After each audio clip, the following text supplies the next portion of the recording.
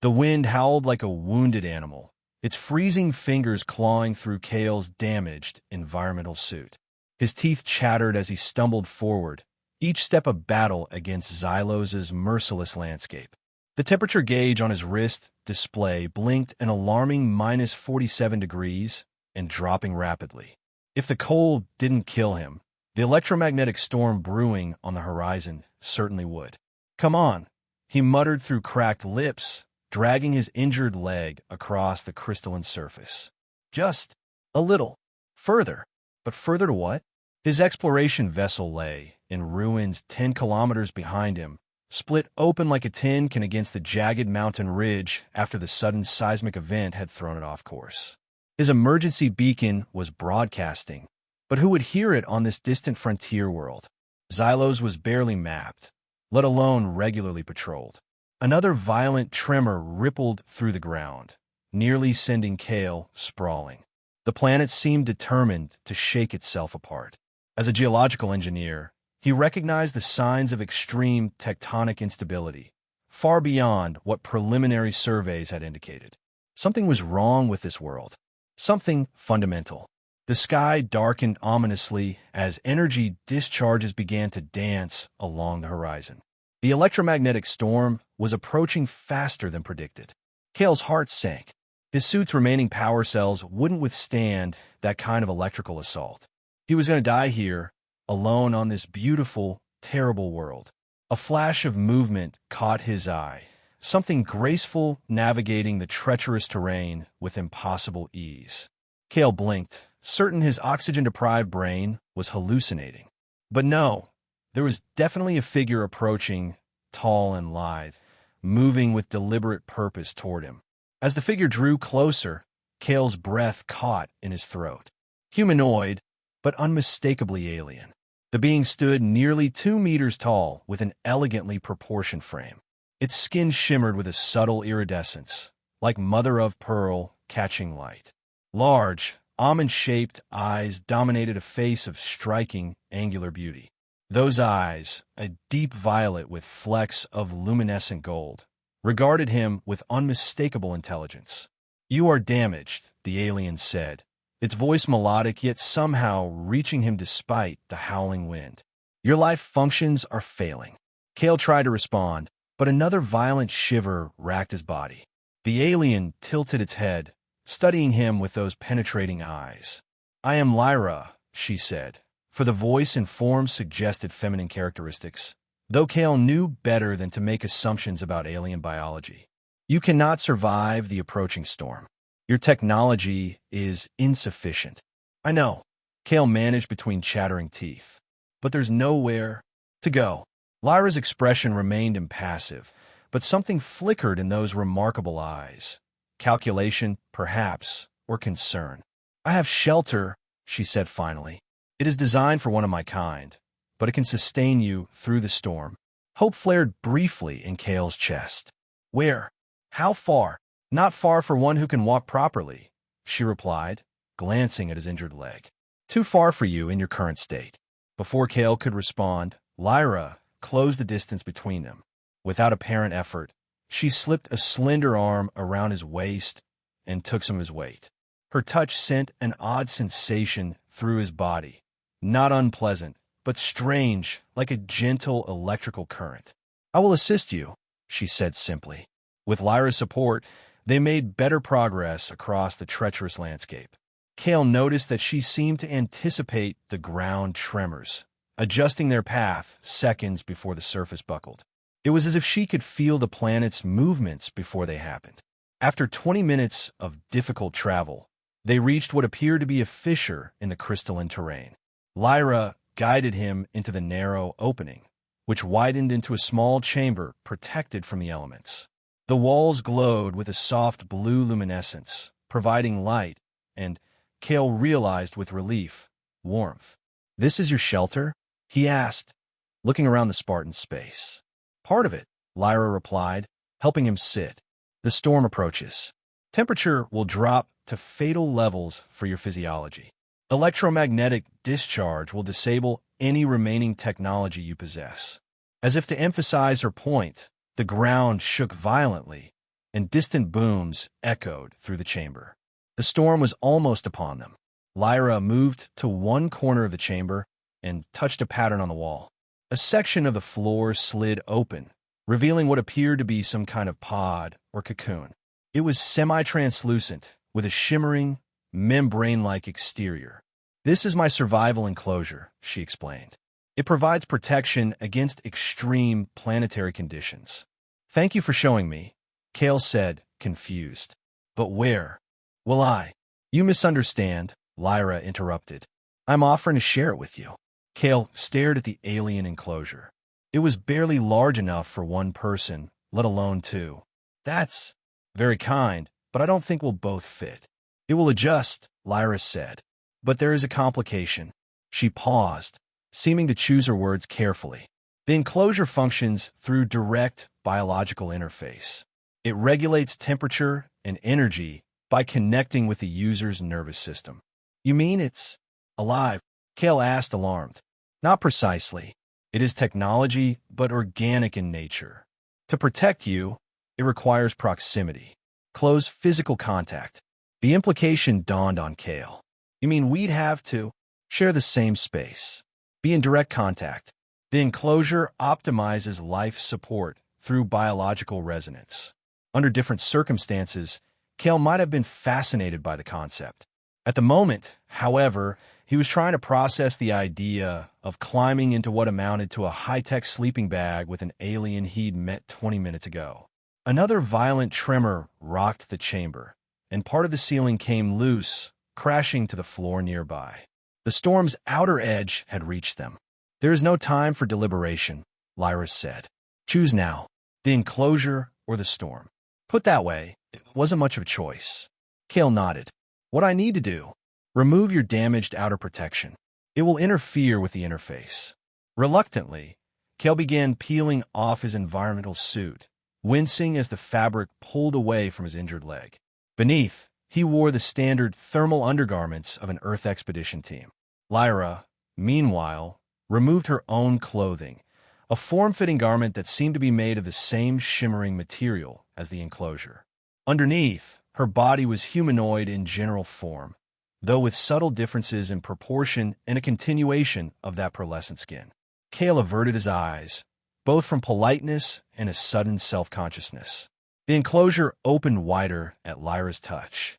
She slipped inside first, then gestured for Kale to join her. "Your hesitation is understandable," she said, "but unnecessary. This is survival, not intimacy by your cultural standards."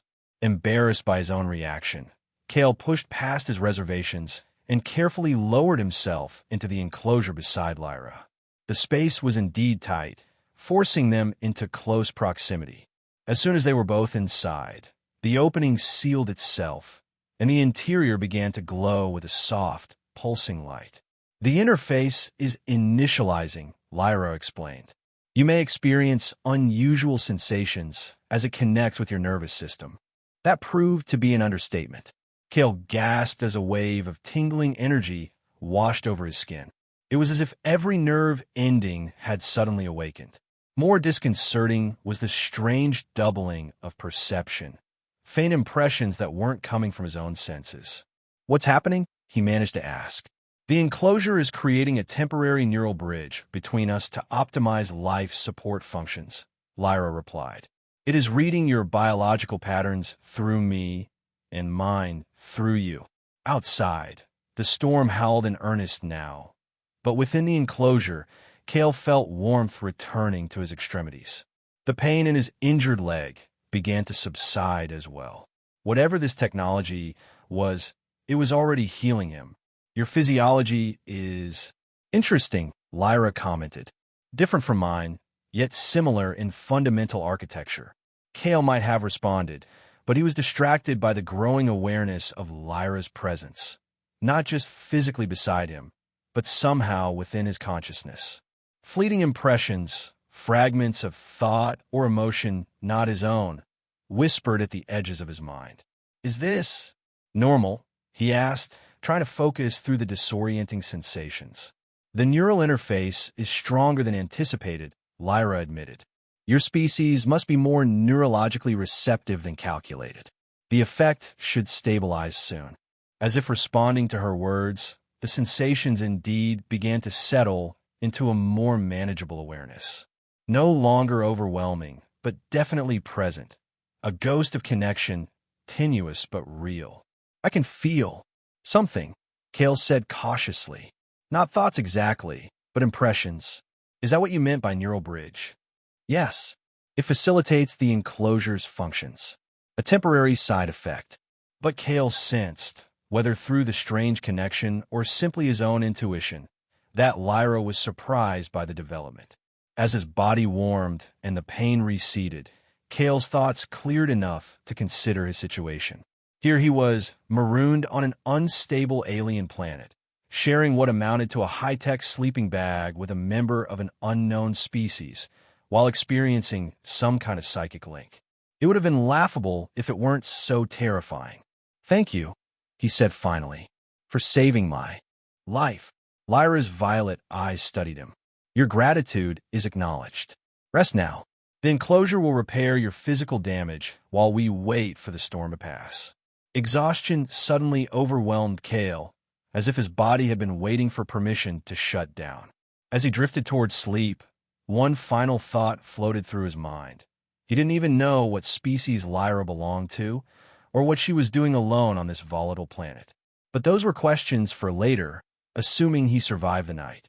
When Kale awoke, the first thing he noticed was the absence of pain. His injured leg, which had been torn open by jagged crystal formations during his escape from the crash site, now felt whole.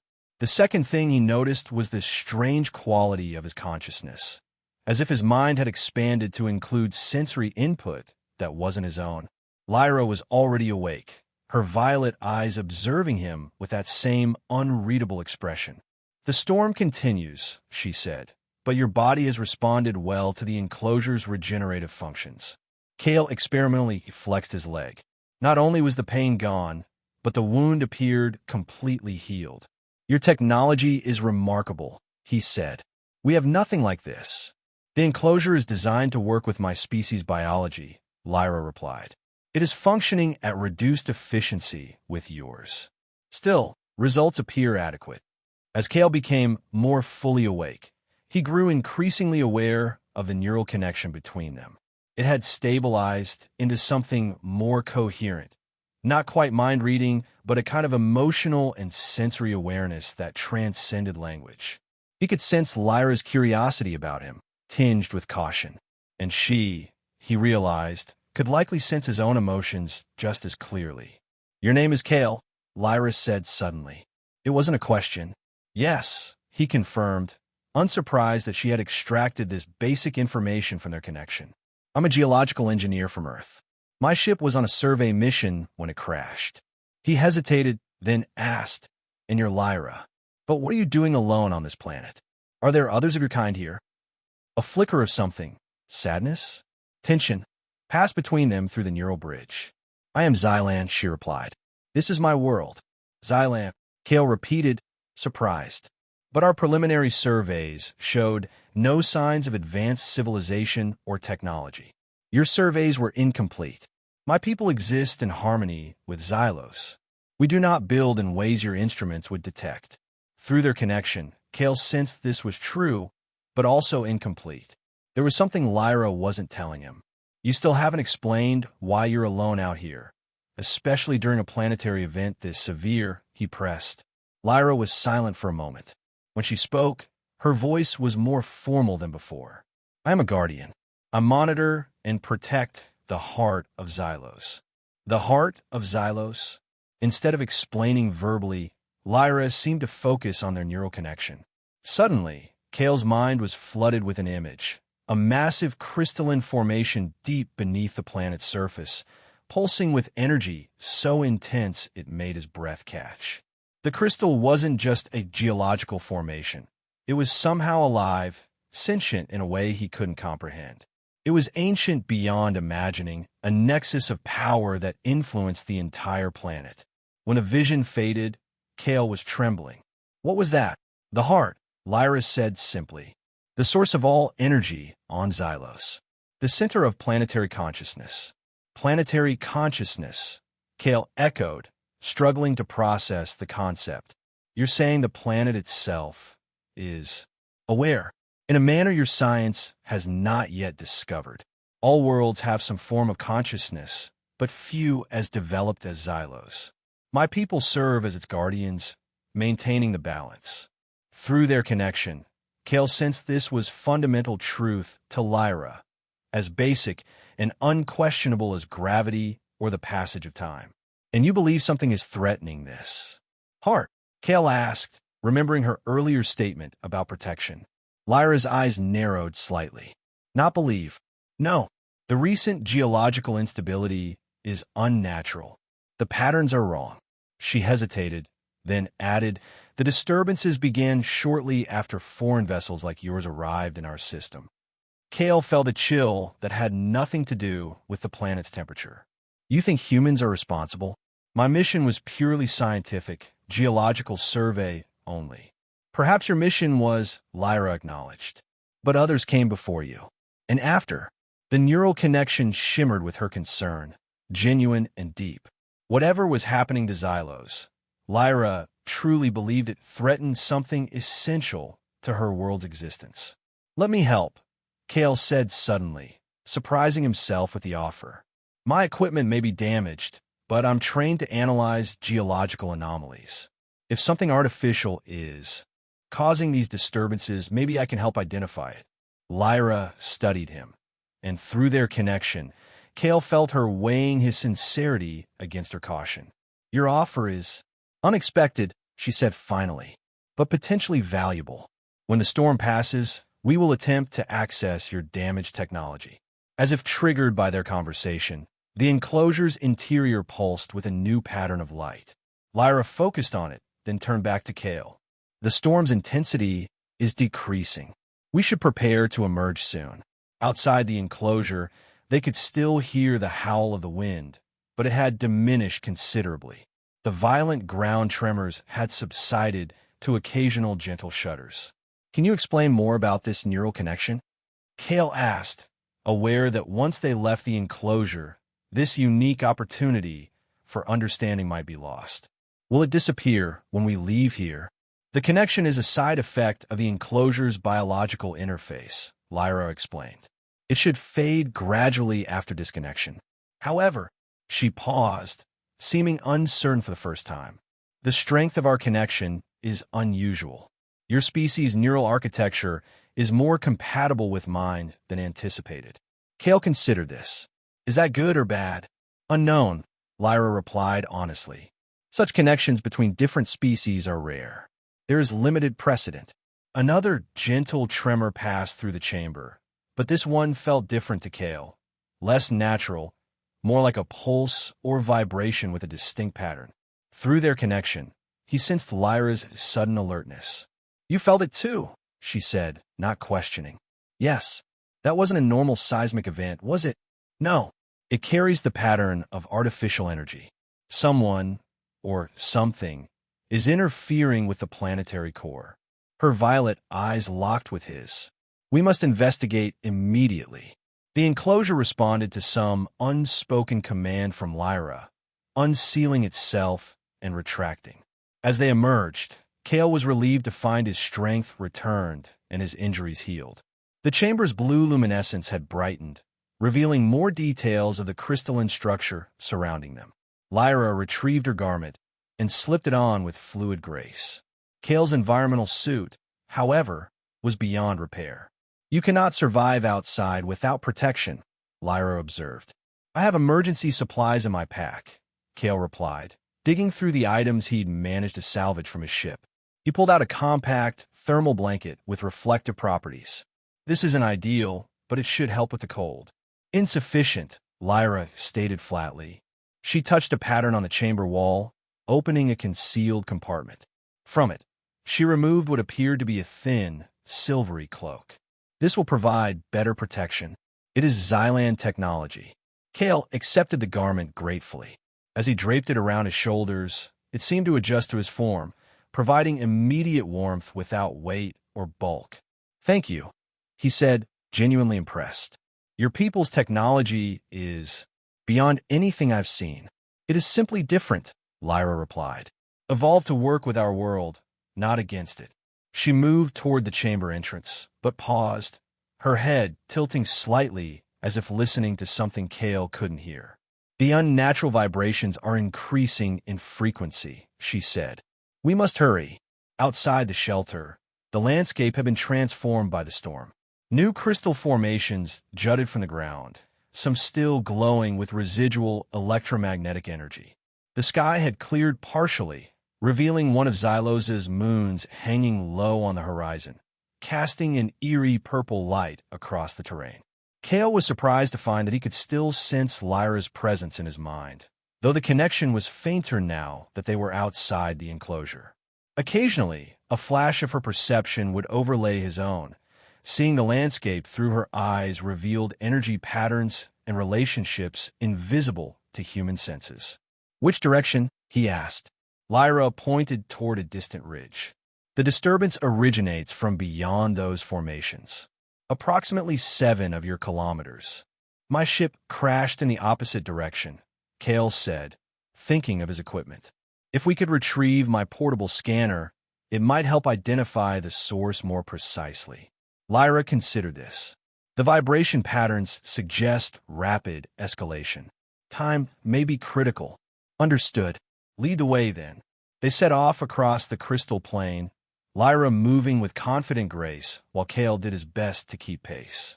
The Xylan cloak performed remarkably well, protecting him from the bitter cold and seeming to assist his movements somehow, making each step lighter than it should have been. As they traveled, Kale tried to make sense of the neural connection that still lingered between them. It was weaker outside the enclosure, but definitely present, a subtle awareness of Lyra's emotions and sensory experiences that complemented his own. So, you're a guardian, he said as they navigated a particularly treacherous section of terrain. How many of your people perform this role? Few, Lyra replied. The connection to the heart requires specific aptitudes. I was identified in childhood for the responsibility. Through their link, Kale sensed a complex mix of pride and isolation associated with her status. It sounds like an important but solitary duty, he observed. It is necessary, she said simply. The heart must be protected. From what normally? Before these artificial disturbances began. Lyra navigated around a jagged crystal formation before answering. Natural imbalances mostly, occasionally from those who would attempt to exploit the heart's energy without understanding its nature. Has that happened before? Exploitation attempts. A flicker of old pain passed through their connection. 3 times in our recorded history. Each attempt resulted in planetary instability similar to what we are experiencing now. And the outcome? Lyra's pace slowed momentarily. Catastrophic in each case. Entire regions rendered uninhabitable. Many lives lost, both Xylan and those who attempted the exploitation. Yet your people didn't develop defensive systems? Warning beacons for off-worlders. We have defenses, Lyra corrected. Subtle ones. Most visitors never detect the heart at all. Those who do usually lack the technology to reach it. She glanced at him. Your species is persistent, however, and willing to take risks others would not. Kale couldn't argue with that assessment of humanity. Not all humans would support exploiting a planetary resource without understanding it, especially if it meant harming indigenous life. Perhaps, Lyra acknowledged, but enough would. They fell silent as they approached the ridge Lyra had indicated. The unnatural vibrations were stronger here. Kale could feel them through the soles of his boots. But there was something else too, a faint mechanical hum that didn't belong in this pristine alien landscape. Lyra gestured for him to be quiet as they crested the ridge. Below them, in a vast crystalline basin, stood a massive installation that definitely hadn't been there during Kale's initial survey of the region. Artificial lights illuminated a central structure surrounded by what appeared to be drilling equipment and energy collectors. The entire operation was partially concealed beneath a camouflage shield that bent light around it. Likely the reason it hadn't been detected from orbit. That's not one of ours, Kale whispered, shocked. At least, not any official Earth expedition I'm aware of. Lyra's expression hardened, yet it bears human design characteristics. She was right. Despite the advanced camouflage technology, the basic architecture was unmistakably human, modular, utilitarian, with Earth-standard safety markings visible on some equipment. A private venture, Kale suggested, operating without proper authorization or oversight. He shook his head in disgust. It happens, especially in frontier regions where enforcement is difficult. Through their connection, he sensed Lyra's anger, not directed at him personally, but at the violation of her world. They're drilling directly toward the heart, she said, her voice tight. Already they have breached the outer protective layers. Kale studied the operation with growing concern. It looks automated. I don't see any personnel. The surface appears unoccupied, Lyra agreed, but there is activity below. Isinsa mubang. Human life signs. How deep is this heart? Kilometers beneath the surface. But they are using energy amplification technology to accelerate the process. Her eyes narrowed. The vibration pattern has changed. It is more erratic now, suggesting system instability. Kale's engineering training sent up immediate red flags. If they're pushing experimental drilling technology too hard, especially in unstable conditions, catastrophic failure becomes probable. Lyra finished his thought. We must access their systems and halt the operation before it reaches the heart. Agreed. But we need more information first. Kale surveyed the installation, looking for vulnerabilities. If it's a standard human mining operation, even an illegal one, there should be an administrative module with a central control system. There, Lyra pointed to a structure on the eastern edge of the complex. That building houses significant energy patterns consistent with computational systems. Kale was impressed by her ability to detect such specific information from a distance. Can you sense how many people might be inside the installation? Lyra closed her eyes, seeming to focus intently. Few, perhaps 5 or 6 human life signatures, all concentrated in the lower levels. A minimal crew, Kale mused. That suggests they're either running a preliminary operation before bringing in more personnel, or they are not authorized to be here at all, Lyra concluded. Exactly. Either way, we need to get inside and find out what they're doing. Kale considered their options. The operation appears to have automated security systems. We'll need to find a way past them. I can disrupt certain energy patterns, Lyra offered. Temporarily blind their sensors in a limited area. That could work. Once inside, I should be able to access their systems if I can reach a terminal. They spent the next hour observing the installation, noting the patterns of the automated security systems, drone cameras that patrolled the perimeter, motion sensors embedded in the ground, and what appear to be energy field generators capable of creating containment barriers. The security is extensive for a minimal crew, Kale observed. They're definitely hiding something. The vibrations continue to intensify, Lyra said with urgency. We cannot delay much longer. Agreed. Let's move while we still have the cover of darkness. They made their way down from the ridge, using the crystal formations for cover. As they approached the perimeter of the installation, Lyra placed her hand on a nearby crystal, closing her eyes in concentration. The drone camera approaching their position suddenly veered off course, as if its navigation system had been temporarily confused. Impressive, Kale whispered. How did you do that? The crystals of Xylos respond to those connected to the heart, Lyra explained quietly. I can influence their energy patterns, which in turn affects nearby technology. With Lyra manipulating the security systems, they managed to reach the administrative module undetected. The entrance was secured with a standard biometric lock, a problem for most infiltrators, but not for Kale. I recognize this system, he whispered. It's an Earth corporate standard. There's always a maintenance override. He examined the panel carefully, then pressed a specific sequence of points around its perimeter. After a tense moment, the panel blinked from red to green, and the door slid open with a soft hiss. Corporate security is often more show than substance, Kale explained as they slipped inside. Engineers build in back doors for maintenance that executives don't know about. The interior of the module was dimly lit and appeared deserted. Banks of equipment hummed softly, monitoring the drilling operation. Kale immediately moved to the main console and began accessing the system. "No active alarm," he murmured. "They're not expecting visitors." As Kale worked on the computer system, Lyra explored the module, her senses alert for any sign of danger. Through their neural link, now stronger in the confined space, Kale could feel her growing concern. "The system architecture is familiar," he said after several minutes of work. "Standard mining operation software, but with some significant modifications."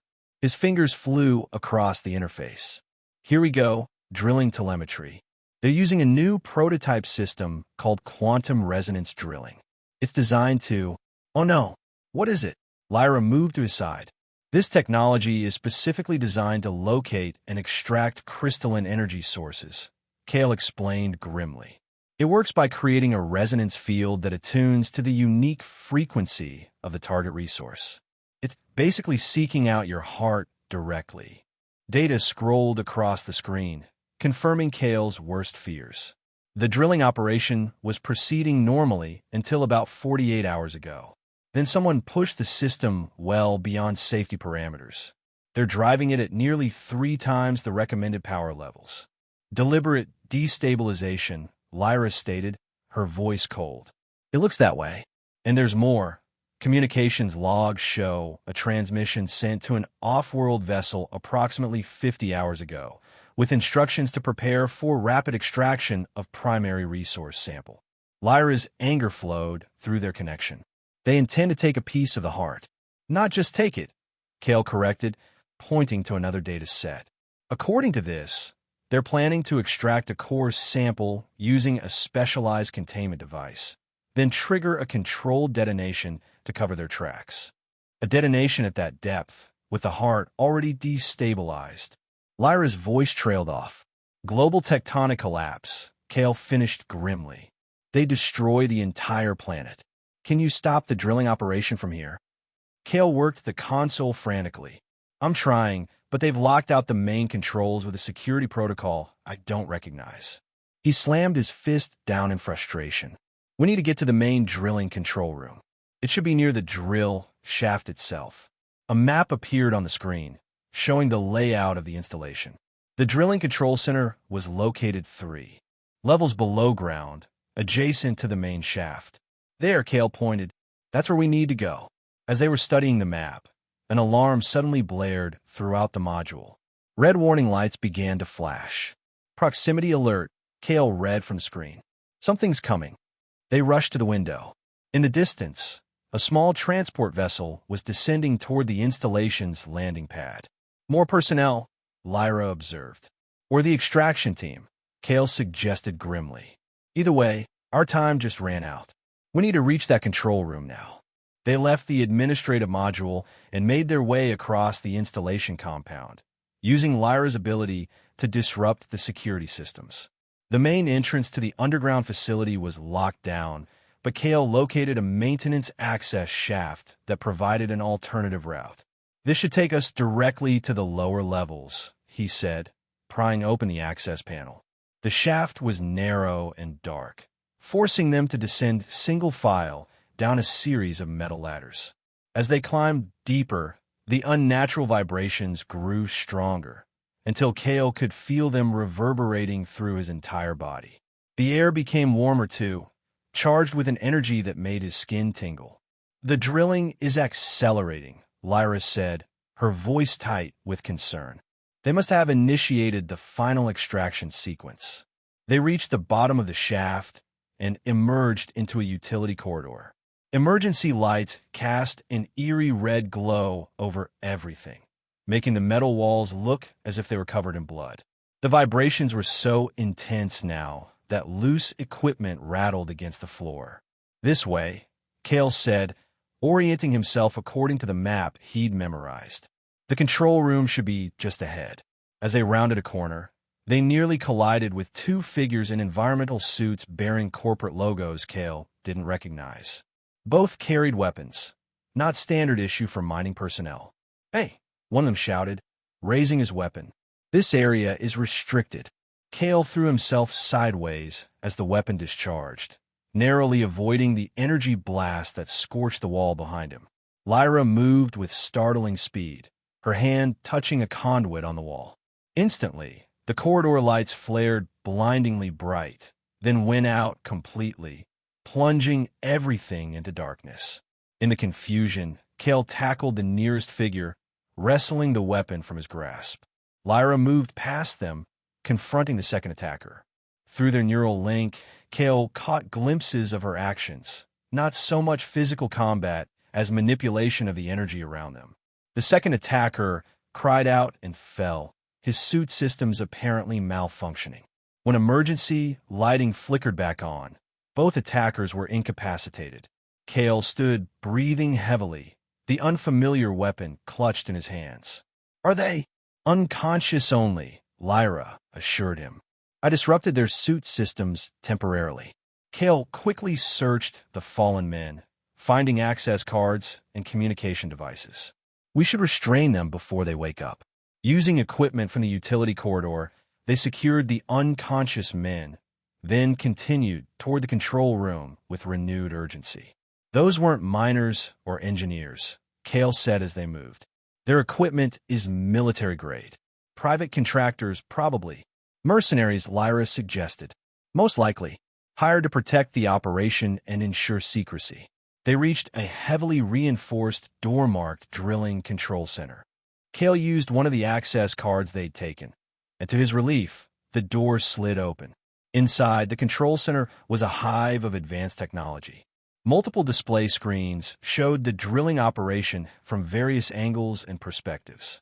At the center of the room, a holographic projection displayed a three-dimensional model of the drill shaft extending deep into the planet, approaching a massive crystalline formation that could only be the heart of Xylos.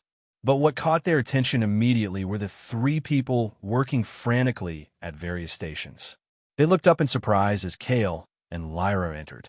"Who the hell are you?" demanded a tall, severe-looking woman who appeared to be in charge. Her eyes widened as she registered Lyra's alien appearance. "Is that a Xylan? How did you get in here?" "Dr. Voss," one of the others said urgently. "The extraction countdown is at 7 minutes. We need to complete the preparations." "I know who you are," Kale said, stepping forward with the captured weapon raised. "You're conducting an illegal mining operation using experimental technology. You're planning to extract a sample from a planetary core element and then trigger a detonation that will destroy this entire world." Dr. Voss's expression hardened. "You understand nothing. That core element is the most powerful energy source ever discovered. A sample the size of my fist could power an entire city. For decades."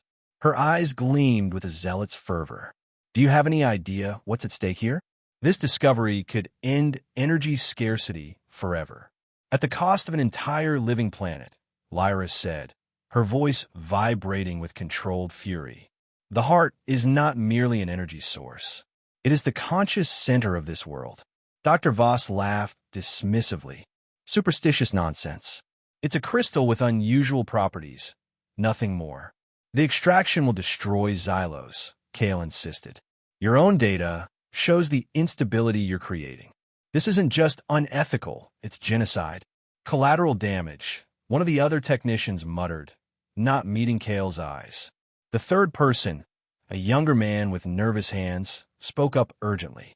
"Dr. Voss, the resonance levels are exceeding predictions. The containment systems are showing signs of failure." On the central display, warning indicators flashed red around the drilling shaft. The vibrations had intensified to the point where equipment was starting to dislodge from wall mounts. "Increase power to the containment field," Voss ordered. "We're too close to abort now." "You need to shut it down immediately," Kale insisted, stepping forward with the weapon still raised. "This entire operation is about to catastrophically fail." "Stay back," Voss snapped, pulling out her own weapon. "This is too important to abandon. The board has invested billions in this project." Through their neural link, Kale felt Lyra's growing distress. The connection to the heart allowed her to sense what the instruments only hinted at, the fundamental disruption occurring deep within the planet. "The heart is in pain," she said, her voice barely audible over the increasing rumble around them. "Its consciousness is fragmenting under the assault." A violent tremor shook the control room, sending equipment crashing to the floor. Alarms blared from multiple stations. "Containment field failing," the younger technician shouted. "Core sample extraction compromised." "Override the safeties," Voss commanded. "Initiate emergency extraction protocol. That will trigger immediate planetary instability," the other technician protested. "We won't have time to evacuate." "Just do it," Voss screamed, her composure cracking. In that moment of chaos, Lyra moved. With inhuman grace, she crossed the room and placed her hands on the central control console. Her skin began to glow with the same pearlescent luminescence Kale had observed in the enclosure. Through their neural connection, Kale felt a surge of energy so powerful it nearly overwhelmed him. Lyra was channeling something, connecting directly to the heart through the very drilling systems designed to harm it. The control room's displays flickered wildly. The holographic model of the drill shaft distorted, then stabilized, showing the drill bit retracting at impossible speed. "What are you doing?" Voss shrieked, raising her weapon toward Lyra. Without conscious thought, Kale leaped forward, tackling Voss before she could fire. They crashed to the floor, struggling for control of the weapon. From the corner of his eye, he saw the other technicians frozen in shock, watching Lyra's impossible intervention. The neural link between Kale and Lyra flared to new intensity. Suddenly, he could see/feel/understand exactly what she was doing, using the connection to the heart to reverse the drilling process, commanding the machinery with the authority of the planet itself. With a final surge of effort, Kale wrenched the weapon from Voss's grasp and scrambled to his feet, keeping her covered. "It's over," he told her. "Your operation is being shut down. You have no idea what you've done." Voss spat, her face contorted with rage and fear. The extraction was only part of it. The destabilization was the point. "What?" Kale stared at her in confusion. The younger technician spoke up, his voice shaking. "She's right. This was never just about taking a sample. The board wanted proof that the energy source could be weaponized." "Weaponized?" Kale repeated in horror. "Destabilize one planet's core, harvest the energy release, use it to threaten others," the technician explained, looking sick. "They called it Project Deterrent." A new alarm blared through the control room. On one of the still-functioning displays, a countdown appeared, 5 minutes and decreasing. "What is that?" Kale demanded. Voss smiled unpleasantly. "Insurance policy. When the drilling operation fails to report in, the charges we've placed throughout the installation detonate automatically, covering our tracks." "You're insane," Kale breathed. "The charges will trigger exactly the planetary destabilization you were planning. If we can't control it, no one can," Voss replied coldly. Lyra disengaged from the console, swaying slightly. Through their connection, Kale felt her exhaustion, but also her determination. "I have halted the drill," she said, "but the damage to the heart is severe. It requires time to heal, time we do not have if these explosives detonate." The younger technician moved to another console. "I could try to override the detonation sequence, but I need the authorization codes." "Which only I have," Voss said smugly. "And I'm not giving them to you." Another violent tremor shook the facility. Dust and small debris rained from the ceiling. "The planet's instability is increasing despite the drill shut down," one of the technicians warned. "Previous damage is cascading through the system." For minutes on the countdown. "We need to evacuate," Kale decided. "Get to the surface and as far from this installation as possible." "The charges are designed to trigger a chain reaction," Voss said. "Distance won't save you." Lyra placed a hand on Kale's arm. Through their connection, he sensed her determination. "There's another option. I can attempt to stabilize the heart directly, create a buffer against the coming shock." "Ow!" "By using our connection," she explained rapidly. The neural bridge between us is stronger than anticipated. If you accompany me to the heart, that's 100 kilometers beneath us. Kale protested. There are passages known only to guardians, Lyra replied. We can reach it in time, but we must leave now. 3 minutes, 30 seconds. Kale made a split-second decision. He turned to the younger technician. Keep trying to override that detonation sequence. And get everyone off this planet if you can. What about her? The technician asked, nodding toward Voss. Take her with you. She'll face justice later, if any of us survive. With that, Kale and Lyra ran from the control room. Lyra led him down unfamiliar corridors, deeper into the installation, until they reached what appeared to be a dead end. Without hesitation, she placed her hand against a featureless section of wall. To Kale's amazement, the seemingly solid surface rippled like water, then parted to reveal a narrow passage hewn from living crystal. A guardian path, Lyra explained as they entered, connected to the heart's energy network. It will take us where we need to go. The passage sealed behind them, cutting off the blaring alarms and flashing lights of the doomed installation. Inside the crystal tunnel, an eerie calm prevailed. The walls glowed with soft blue light, similar to Lyra's shelter, illuminating their way forward. How does this work? Kale asked as they moved rapidly through the tunnel, which seemed to slope steeply downward. The crystals of Xylos are more than minerals, Lyra explained. They are conduits of the heart's consciousness and energy. These passages form and dissolve according to the needs of guardians. As they descended, the neural connection between them strengthened again. Kale found himself increasingly aware of Lyra's thoughts and emotions, her concern for her world, her determination to save it, and underneath, a growing affection for him that mirrored his own feelings toward her.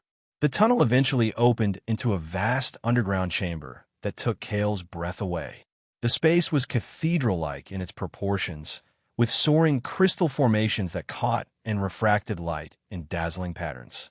At the center, a pillar of pure energy extended from floor to ceiling, pulsing with colors Kale had no names for.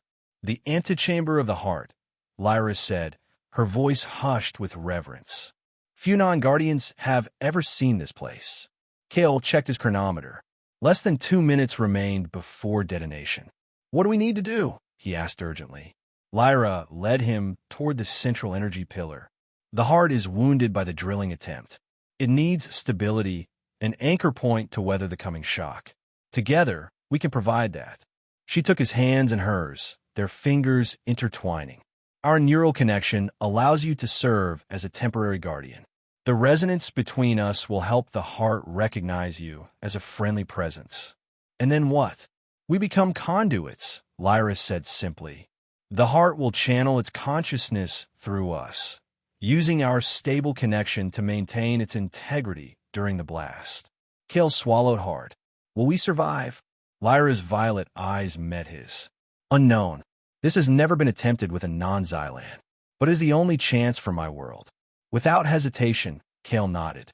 Let's do it. Lyra guided him into the energy pillar.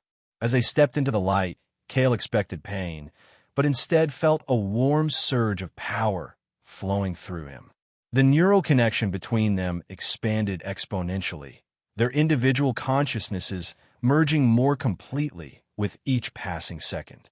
Through Lyra's perception, Kale suddenly comprehended the true nature of the heart.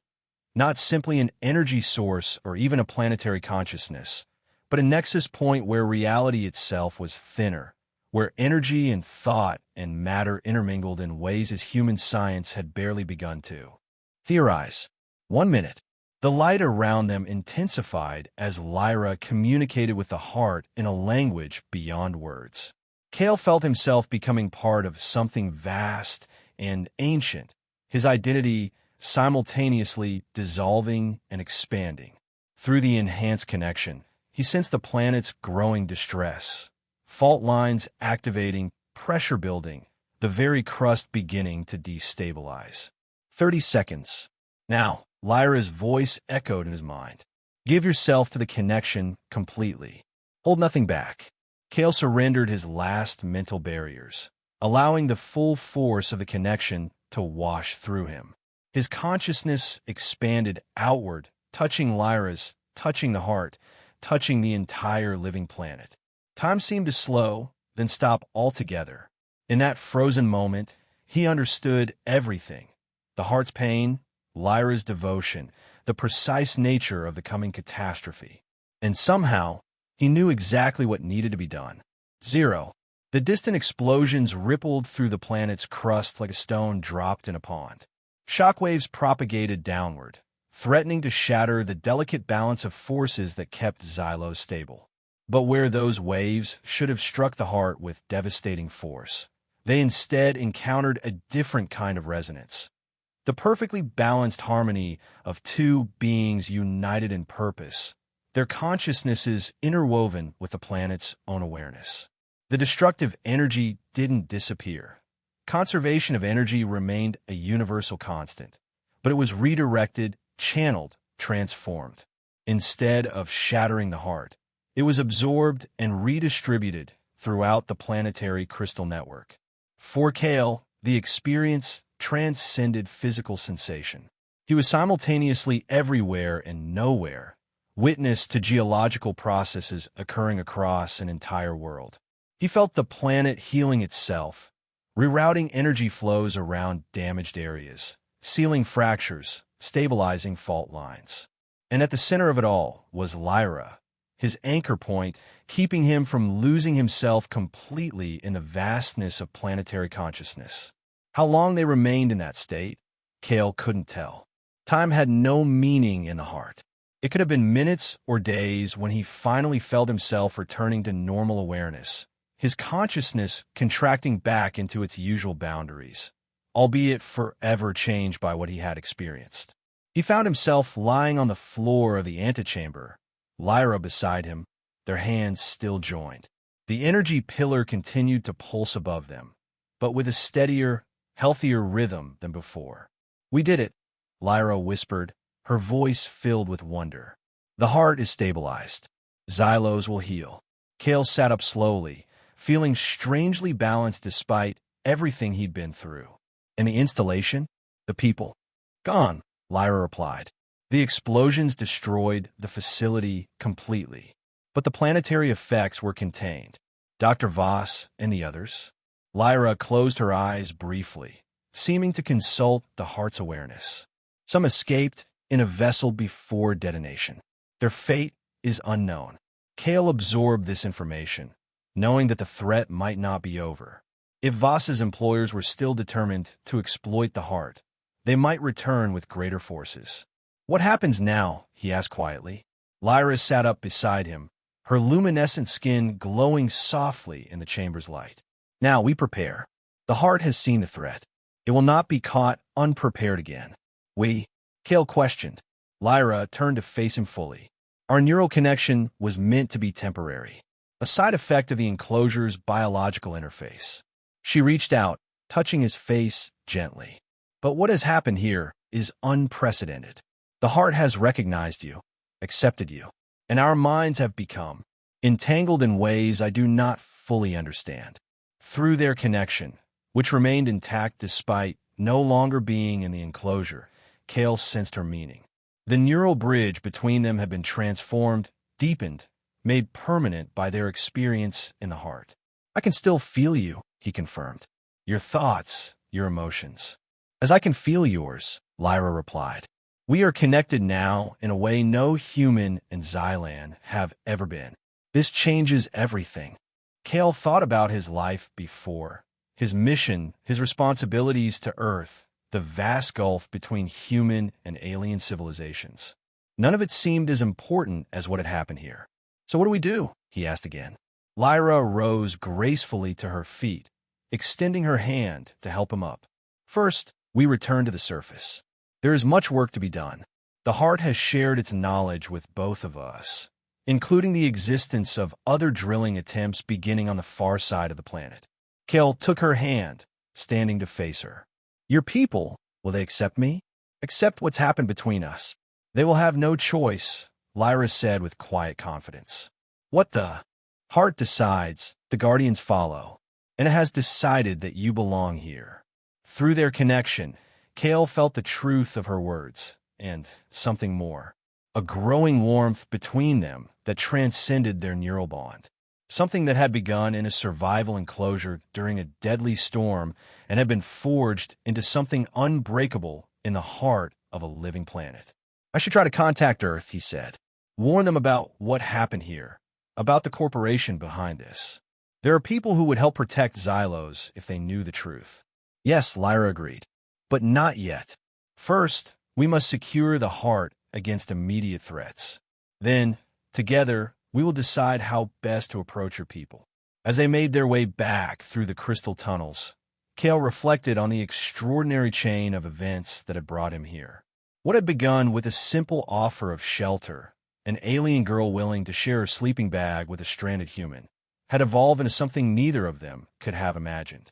They emerged from the Guardian Passage onto the surface of Xylos far from the destroyed installation. The planet's twin moons illuminated a landscape that seemed more vibrant than Kale remembered. The crystals pulsing with renewed energy, the very air charged with possibility.